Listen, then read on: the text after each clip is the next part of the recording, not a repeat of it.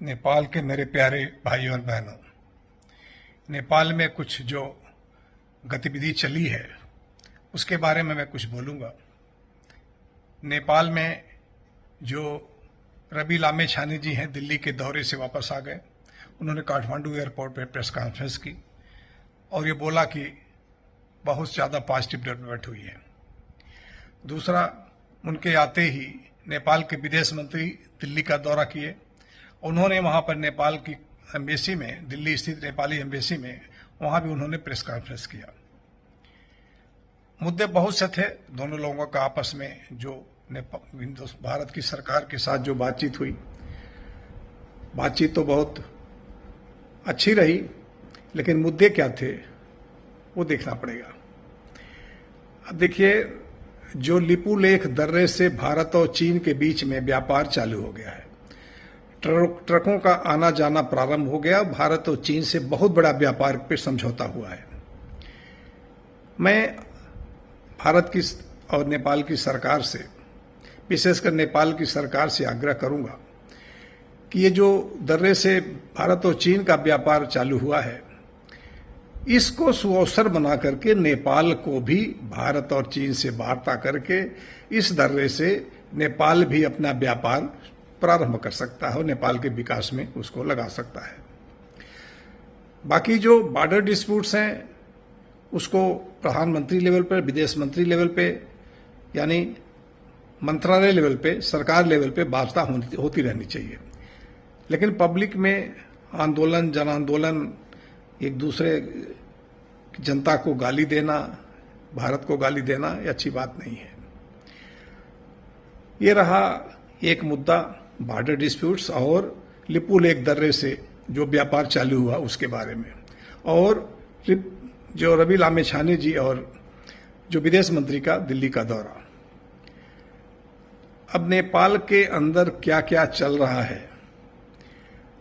रवि लामेछाने जी का हिंदू स्वयंसेवक संघ, जो राष्ट्रीय स्वयंसेवक संघ की नेपाल की एक ब्रांच है, उनके जो वहाँ के प्रचारक हैं, राष्ट्रीय प्रचारक, नेपाल के लेवल के जो प्रचारक हैं, मुख्य प्रचारक हैं, रेवत कुमार सिंह जी के साथ मीटिंग रवि लामेछाने जी के घर पे,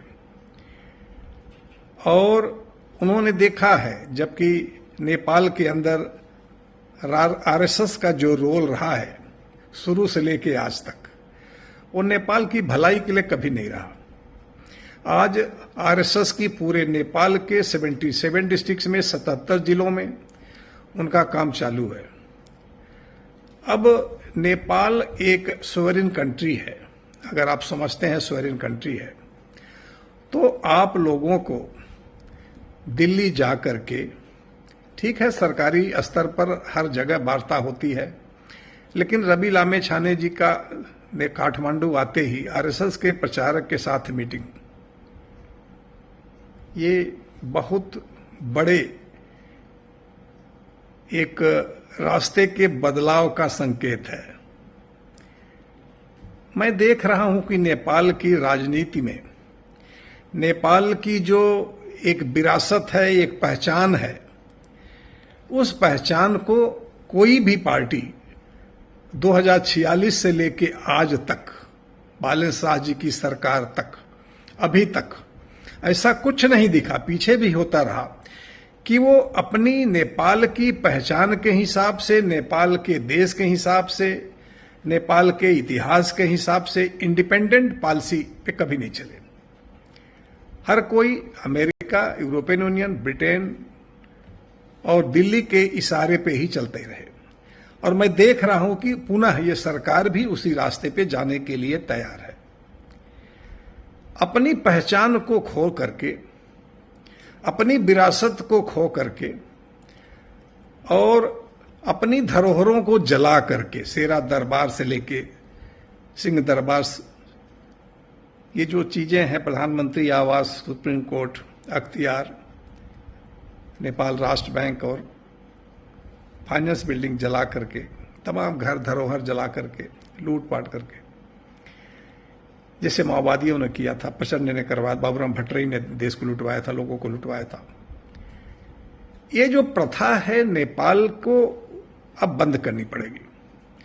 नेपाल को नेपाल के हिसाब से, नेपाल की जनता के लिए अपनी इंडिपेंडेंट पॉलिसी, इंडिपेंडेंट स्वायत्त का रास्ता चुनना होगा।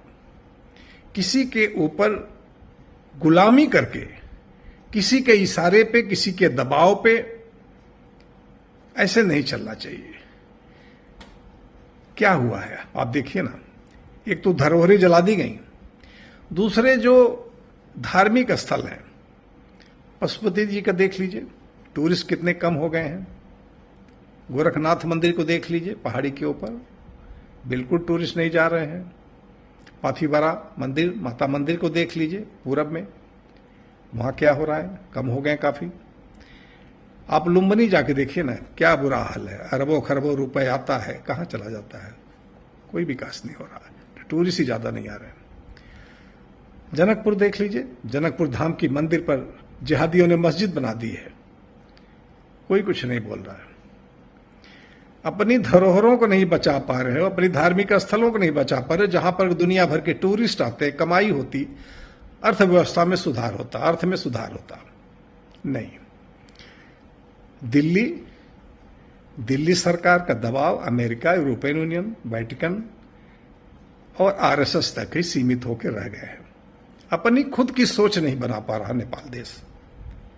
नेपाल की कोई भी आ रहा है, अपनी कोई सोच, इंडिपेंडेंट पॉलिसी नहीं बना पा रहा है। देखिए, इस सरकार को आते ही पहले अपने अर्थ की व्यवस्था करने में लग जाना चाहिए था।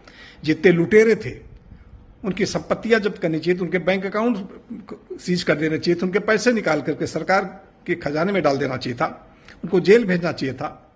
जितने भी इनकम से ज्यादा प्रॉपर्टी खरीदे हैं उनको सबको जब्त करना चाहिए था। जितने घोटाले हुए हैं उसमें सबको जेल डालना चाहिए था, उनके ऊपर केस होना चाहिए था, उनकी संपत्तियां वापस देनी चाहिए थी, नीलाम होना चाहिए था, सरकारीकरण हो जाना चाहिए था। और अर्थ की व्यवस्था के लिए अपना टूरिस्ट, जो सबसे बड़ा बिजनेस नेपाल का है, उसको बढ़ाना चाहिए था। कुछ नहीं हो रहा। हर कोई बॉर्डर डिस्प्यूट में ही केवल जनता को उलझाए हुए है, विकास की तरफ किसी के ध्यान नहीं है। और सबसे बड़ा जो खतरा है, विदेशी, रोहिंग्या, बांग्लादेशी, भारत के डिफरेंट प्रांत से आकर के जो मुस्लिम बस रहे, जिहादी बस रहे, पाकिस्तानी यहां बस रहे हैं, आईएसआई का है जाल बिछ चुका है। इसके बारे में किसी को चिंता है, कोई नहीं बोलता, कुछ नहीं करता। नेपाल के मेरे प्यारे भाइयों और बहनों, आप लोग अपनी सरकार को कहिए, दबाव डालिए कि नेपाल का विकास का सुअवसर है। लगभग 2/3 बहुमत है, जो कम है 2 सीट, उसके लोग सपोर्ट करने वाले बैठे हैं, नेपाल की भलाई करने वाले कुछ लोग हैं। इसलिए नेपाल के संविधान को जो बदल रहे हैं, जल्दी संविधान को बदलें और अपनी विरासत को, अपनी पहचान को पुनः स्थापित करें।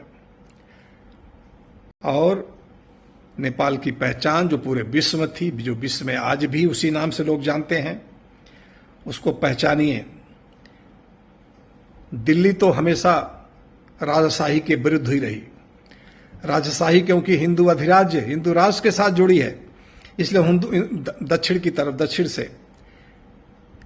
हिंदू राष्ट्र से भी नफरत है। क्योंकि हिंदू राष्ट्र नहीं, हिंदू अधिराज्य है। क्योंकि राजा से नफरत करते करते हिंदू राष्ट्र नेपाल से भी नफरत हो गई दक्षिण को।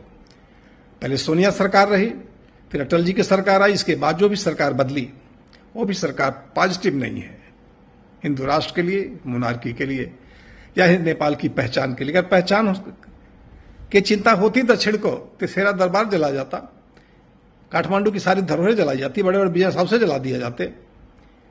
नहीं, पहचान मिटानी है, क्योंकि नेपाल की पहचान मिटानी है। सबसे बड़ी पहचान जो विश्व भर में थी, राजशाही समझौते के बाद भी, सिग्नेचर होने के बाद भी सेपरेट पार्टीज का अलायंस का, विदेशी दबाव में जो टू पिलर सिस्टम था उसको हटा दिया। Multi party democracy, constitutional monarchy. अपने ही पैर में कुल्हाड़ी मार रहे हैं, पहचान को मिटा दिया, सबसे बड़ी पहचान को। अब जो धरती, नेपाल के अंदर जो पहचान है, सेरा दरबार और जो भी काठमांडू के अंदर जो भी अपनी संपदा है, जितनी भी सब चीजें धरोहर जला दी गई। धार्मिक स्थल हैं उपेक्षा के शिकार हो गए हैं। इसलिए मैं वहां की सरकार से आग्रह करूंगा, सुझाव दूंगा कि नेपाल की पहचान को वापस लाइए, नेपाल के धार्मिक स्थलों का सुधार करिए, वहाँ के पर्यटन को बढ़ाइए, वहाँ के व्यापार को बढ़ाइए, वहाँ की शिक्षा का सुधार करिए, वहाँ पर जॉब क्रिएट करिए। और जो 80 लाख नेपाली जनता मेहनत करके विदेशों में कमा करके बैठी है, नेपाल में इन्वेस्ट करना चाहती है, वो नेपाल आके अपना व्यापार करना चाहती, लेकिन वैसा माहौल बनेगा तब ना। जब से सरकार आई है केवल बॉर्डर डिस्प्यूट में ही बिजी है और शायद बाहरी दबाव में लुटेरों के विरुद्ध जो कुछ चल रहा था उसको रुका पड़ा है। एक समिति बनाई थी, छानबीन समिति, वो भी भ्रष्टाचार की शिकार हो गई। इसलिए मेरे प्यारे भाइयों बहनों, आप लोग नेपाल की धरोहरों को पुनः लाइए, नेपाल की पहचान को पुनः बनाइए विश्व भर में, और नेपाल में अर्थव्यवस्था को दुरुस्त करिए। मेरे प्यारे भाइयों बहनों, आज इतना कहना था। जय नेपाल, जय भारत, नमस्कार, धन्यवाद।